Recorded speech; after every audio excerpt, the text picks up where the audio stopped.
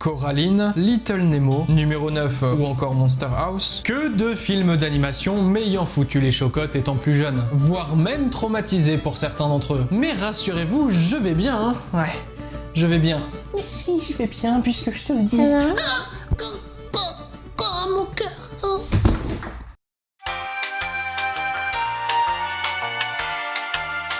Hop. Et hop. Allez. Ça dégage. Ah. Oh, salut. Joyeux Halloween. Bonjour à tous, aujourd'hui on se retrouve avec une vidéo plus courte et plus chill, un moyen pour moi de vous parler de certains films d'animation m'ayant marqué. Et comme nous sommes en pleine période d'Halloween, je me suis dit que le sujet s'y prêtait bien. Mais avant de commencer, bienvenue à ceux qui débarquent sur la chaîne, abonnez-vous si le monde de l'animation vous plaît. Aujourd'hui d'ailleurs est une date spéciale puisqu'on fête les 2 ans de la chaîne. Ouais, déjà. N'hésitez pas également à me soutenir avec un like, un partage et un petit commentaire. Ça ne vous prend que quelques petites secondes. Mais sur ce, que diriez-vous de vous replonger dans vos traumas d'enfance? Après tout, les films d'animation, c'est tout gentil, n'est-ce pas? C'est coloré, éducatif et joyeux. Chers amis, laissez-moi vous partager ma sélection de films que vous devez sûrement connaître, ou peut-être pas, qui sait. Plongeons-nous tous ensemble dans l'univers des films d'animation nous ayant bien fait flipper. Générique.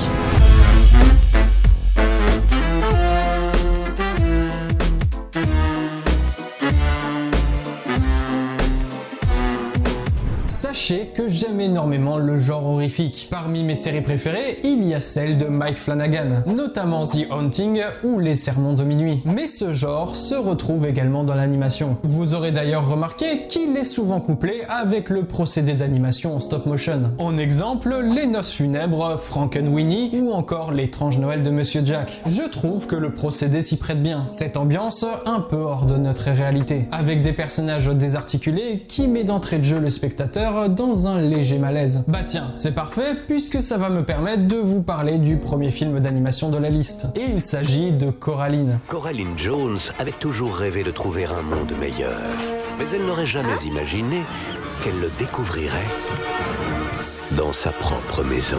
Coraline est un film d'animation en stop motion de type dark fantasy, sorti en 2009 et réalisé par Henry Selick, un scénariste, réalisateur et producteur américain spécialisé dans l'animation en volume. Réalisateur dont j'adore le travail et qui mérite bien évidemment à ce que je parle de sa vie dans une vidéo dédiée, notamment pour casser 2-3 clichés qui traînent encore sur ses œuvres. Par exemple, L'étrange Noël de Monsieur Jack, c'est lui le réalisateur, pas Tim Burton. Enfin, pas en partie. Mais bref, ça, j'en parlerai dans une autre histoire. Coraline donc est une adaptation du roman noir du même nom de Neil Gaiman, publié en 2002, ayant rapporté de nombreux prix littéraires pour son inventivité et son surréalisme, souvent comparé au roman Alice au pays des merveilles de l'écrivaine Lewis Carroll. Il constitue le premier long métrage du studio d'animation américain Laika, qui sera évidemment abordé sur la chaîne un jour. Ce film raconte l'histoire d'une jeune fille nommée Coraline, ayant emménagé dans une nouvelle maison avec ses parents. Une maison plus qu'étrange, composée de plusieurs appartements, n'empêchant cependant pas la fillette à assouvir sa curiosité sans limite, bien au contraire. Ses parents n'ayant pas le temps de s'occuper correctement d'elle, elle décide d'explorer les lieux et tombe sur une porte condamnée, l'amenant à un monde parallèle presque identique au sien, plus joyeux, plus coloré, accompagné de ses autres parents, bien plus gentils et à l'écoute. Mais ce monde idyllique va en fait renfermer un lourd secret, plongeant le rêve de Coraline en un cauchemar mortel. Ça, c'est le speech de base, mais si vous voulez en savoir plus sur l'histoire, vous pouvez tout à fait aller voir le film. Vraiment, ça vaut le coup, et puis ça change de ce qu'on peut voir dans la sphère animation occidentale en général. Je tiens d'ailleurs à préciser que cette vidéo n'a pas pour but de vous fournir une critique détaillée de ces films, mais juste vous partager en quoi ils ont été marquants. Mais maintenant, la question que tout le monde se pose,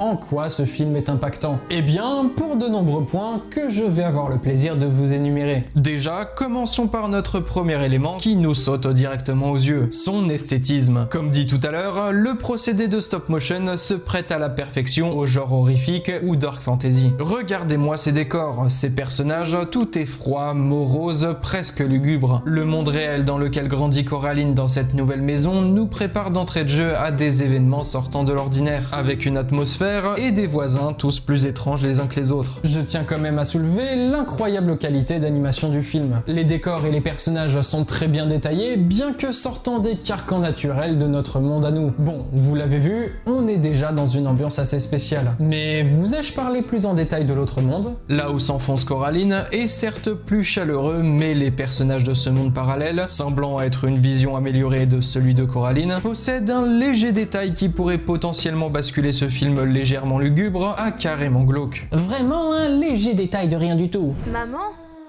qu'est-ce que tu fais là au milieu de la nuit? Tu arrives juste à temps pour dîner, mon trésor. Oh shit. Je vais te briser tes os, je vais te boire ton sang. Oui, les personnages du monde parallèle n'ont pas d'yeux, mais des boutons à coudre.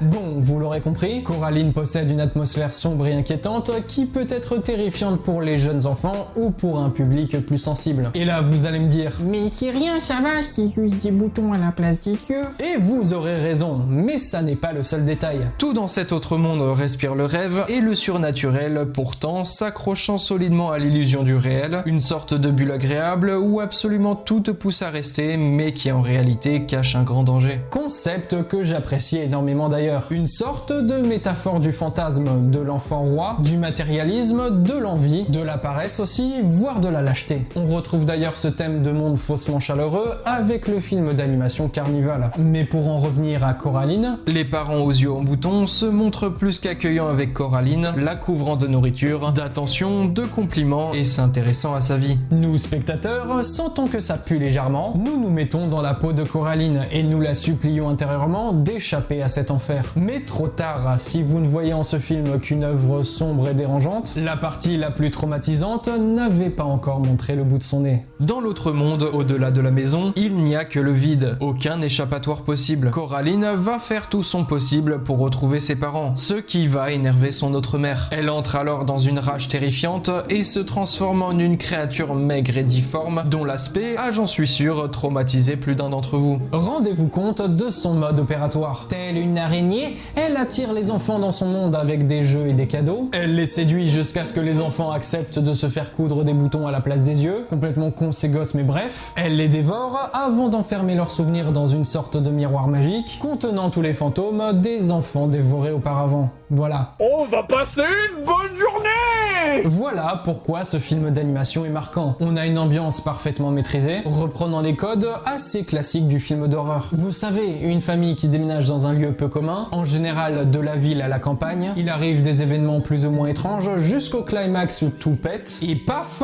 on voit le vrai visage des créatures, démons, fantômes ou que sais-je, et on se retrouve encore à pisser au lit alors qu'on a 26 ans. C'est pas moi, hein, c'est un pote qui m'a raconté ça.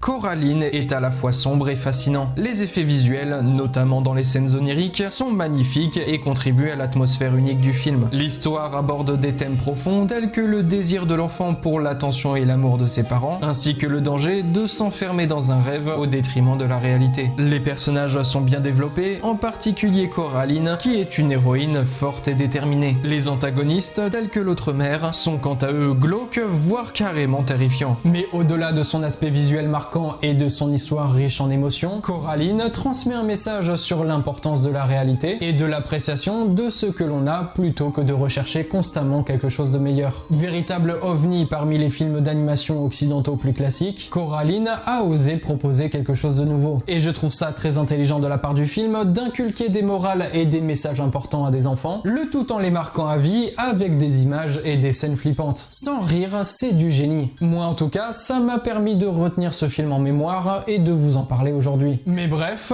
on va pouvoir passer au film suivant, film que j'ai plusieurs fois mentionné sur la chaîne. Il s'agit de Brisby et le secret de Nîmes. I must tell you about Nim.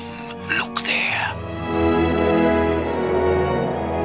Brisby, le secret de Nîmes est un long métrage d'animation traditionnel réalisé par Don Bluth, un réalisateur, dessinateur et animateur américain. Dont je ferai une vidéo dédiée, blablabla, c'est bon Manu, on a compris.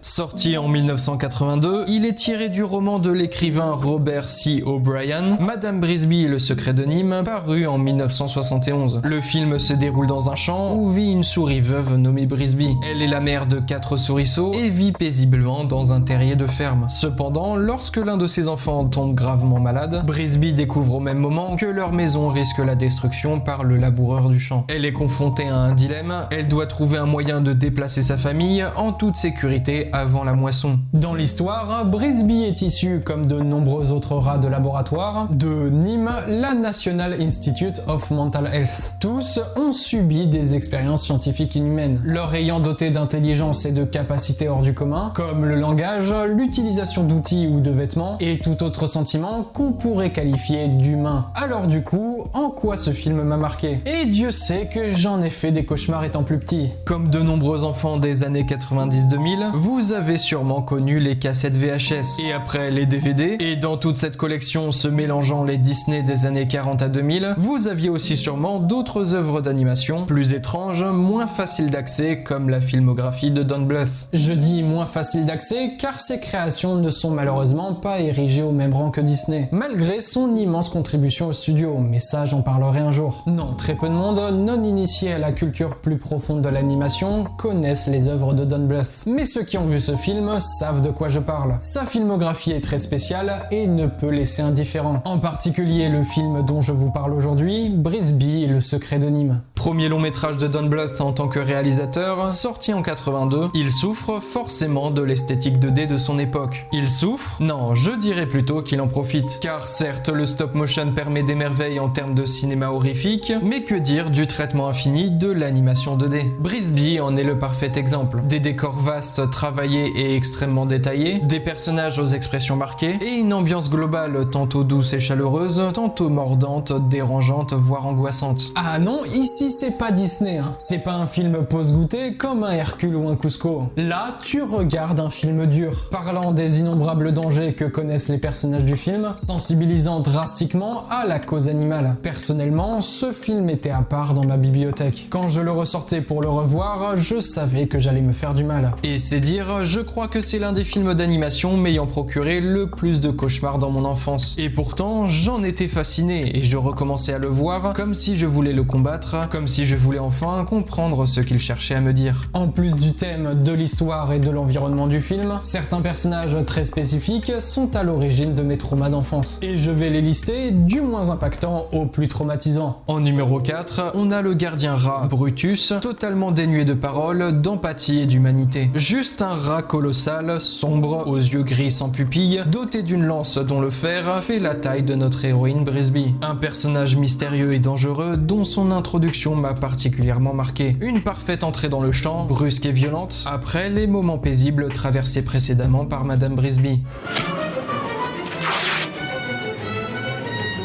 En numéro 3, le chat nommé Dragon, un énorme matou vieux et poilu, aux crocs et aux griffes acérées, un œil borgne, un appétit monstrueux et un sound design associé se rapprochant plus du zombie que du chat à mon humble avis.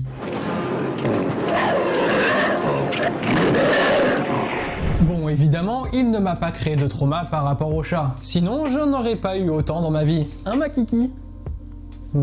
En deuxième position, on a le personnage de Nicodemus. Alors lui, c'est assez spécial, car il est parfaitement gentil et il aide Brisby dans sa quête, mais juste regardez-le, si vieux, si fragile, si maigre. Un personnage reniflant la mort et la maladie, dont la seule couleur un tant soit peu vive recouvre l'entièreté de ses yeux lumineux. Bref, un design bien terrifiant comme il faut. Mais bien moins que le numéro 1 de la liste, le grand hibou.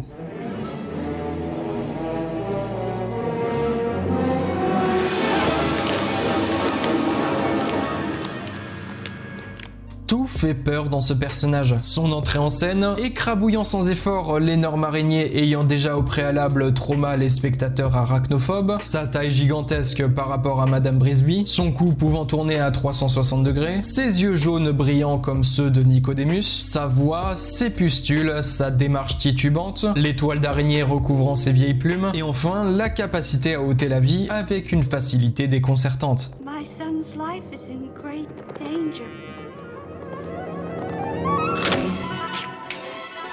Bon, vous comprenez maintenant où je veux en venir. Et je ne blâme absolument pas mes parents de m'avoir montré ce film. Au contraire, je leur en remercie. Brisby et le secret de Nîmes est resté ancré en moi grâce à sa morale, mais également à sa métaphore. La morale du film tourne autour du courage, de la détermination et de la capacité de surmonter des obstacles insurmontables pour protéger ce que l'on aime. Brisby incarne ses qualités, car elle se lance dans un voyage périlleux pour sauver sa famille en surmontant de nombreux dangers. Ce message transmet l'idée que même les individus les plus modestes et les moins puissants peuvent accomplir des choses extraordinaires lorsqu'ils font preuve de courage et de persévérance, le tout sous couvert de thèmes durs comme le veuvage, la vieillesse, la maladie, la souffrance et même la mort. Quant à la métaphore, je dirais qu'on est plus sur une quête de savoir et de connaissances représentée par les rats de Nîmes, cherchant à s'échapper à la dépendance des humains, à la recherche d'un monde de liberté et d'autosuffisance. Les rats représentent l'idée que les individus ont le potentiel de se libérer des contraintes qui les enchaînent, qu'il s'agisse de contraintes physiques, sociales ou intellectuelles. Le film encourage à la recherche de la vérité et de la connaissance, même si cela peut être effrayant ou difficile. On a étudié ça au lycée en philo avec l'allégorie de la caverne de Platon. Tout ça, c'est assez tôt que j'ai fini par le comprendre, ayant revu le film récemment pour le bien de cette vidéo. Un bijou intemporel qui vous ne laissera pas de marbre en tout cas, mais je vous le conseille vivement si vous voulez sortir de votre zone de confort en termes d'animation. Mais maintenant,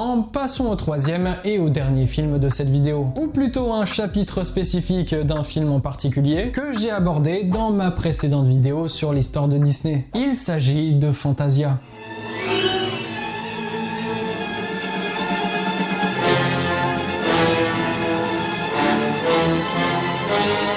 Fantasia est le troisième long métrage d'animation des studios Disney sorti en 1940. Assez expérimental, il mélange habilement musique et animation, notamment grâce au procédé utilisé appelé le Fantasound, permettant de diffuser un son stéréo, une prouesse technique à l'époque. Fantasia est découpé en 7 séquences, illustrant 8 morceaux de musique classique célèbre. Dans ces séquences, on retrouve Toccata et Fugue en ré mineur, Casse-Noisette, l'apprenti sorcier que j'ai évoqué dans l'histoire de Disney, le Sacre du printemps, la symphonie pastorale, la danse des heures et enfin Une nuit sur le mont Chauve Ave Maria qui sera notre séquence traitée dans cette vidéo. Ce dernier chapitre dure 14 minutes et se compose de 2 morceaux que tout oppose mais qui également se complètent par leur contenu. Le poème Une nuit sur le mont Chauve du compositeur russe Modest Mussorgsky et l'Ave Maria du compositeur autrichien Franz Schubert.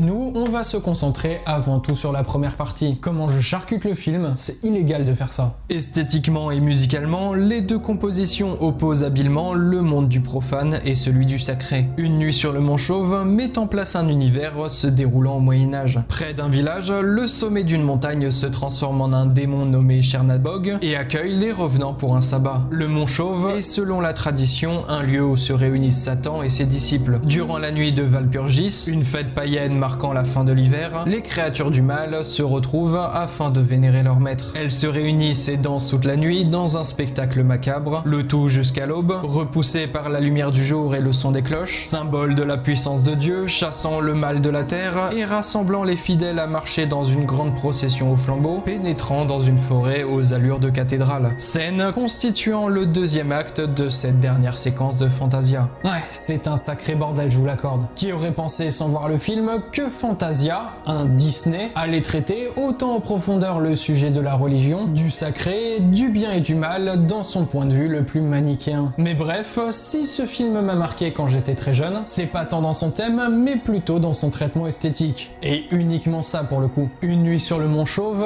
est une séquence visuellement puissante et symbolique. La séquence met en scène Chernabog, une figure maléfique associée au folklore et à la mythologie russe. Et le tout dans un traitement 2D très particulier et assez original quand on compare à aujourd'hui bien entendu. Chernabog n'est pas le personnage le plus terrifiant de l'histoire, je trouve. Son esthétique lissée ne le rend pas si dangereux ou angoissant, mais démontre tout de même sa grande puissance et son charisme. Le vrai cauchemar de cette œuvre réside dans ses disciples, ces fantômes sortant de leur tombe, des caniveaux dans lesquels ils croupissent, dans les fosses, les sous-sols, la terre des cimetières. Une armée de morts chevauchant vers leur maître, composée de squelettes, de spectres, de sorcières et de démons plus terrifiants les uns que les autres. Et ce qui m'a le plus plu dans la scène, c'est l'utilisation très habile de la craie, rendant les fantômes assez cohérents dans leurs univers, voire même réalistes. L'animation est certes saccadée parfois, mais ça ajoute encore plus de malaise à la scène. Certaines créatures ont un design que j'adore, et d'autres me font plus marrer qu'autre chose aujourd'hui, mais à l'époque, c'était pas la même mayonnaise. Après l'ascension des spectres, on a ensuite la danse des démons qui m'a bien moins marqué. Ouais, c'est vrai, ce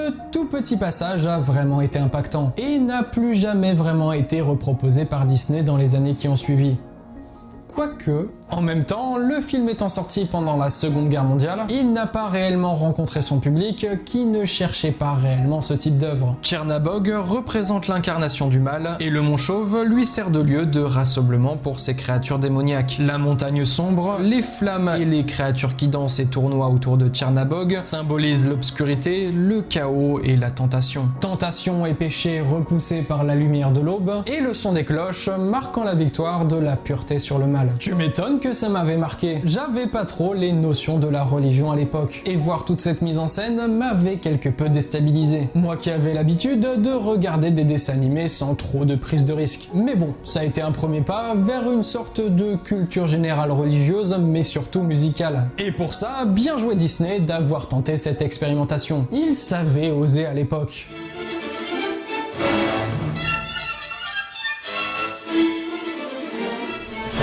Voilà, c'est la fin de cette vidéo sur les films d'animation m'ayant fait flipper plus jeune. J'espère qu'elle vous aura plu. Et ne vous inquiétez pas, j'en ai certes traité que 3 dans cette vidéo, mais il y en a évidemment plein d'autres. Je pourrais citer Monster House, Taram et le chaudron magique, Nocturna, numéro 9 Little Nemo, La dernière licorne, Tous les chiens vont au paradis, Watership Down, James et la pêche géante, et plein d'autres, mais ça sera pour une prochaine fois. De quoi faire bien 3 épisodes supplémentaires. Mais en attendant, si le contenu vous a plu, n'hésitez pas à vous abonner à cette chaîne. On rappelle l'objectif des 30 000 abonnés avant la fin de l'année, même si ça risque d'être un petit peu plus difficile que prévu. Vous pouvez également liker, partager et commenter cette vidéo. Enfin, vous pouvez me soutenir financièrement en me faisant un don sur ma page Tipeee, disponible dans la barre de description, ainsi que l'option du super commentaire juste en bas à droite de la vidéo. Sur ce les amis, je vous laisse. Merci encore pour ces 2 ans de la chaîne avec vous. Le temps est passé tellement vite, et je sais que cette aventure ne fait que commencer. Continuez à créer des choses de votre côté, continuez à persévérer, mais surtout, n'arrêtez jamais de rêver. À la prochaine!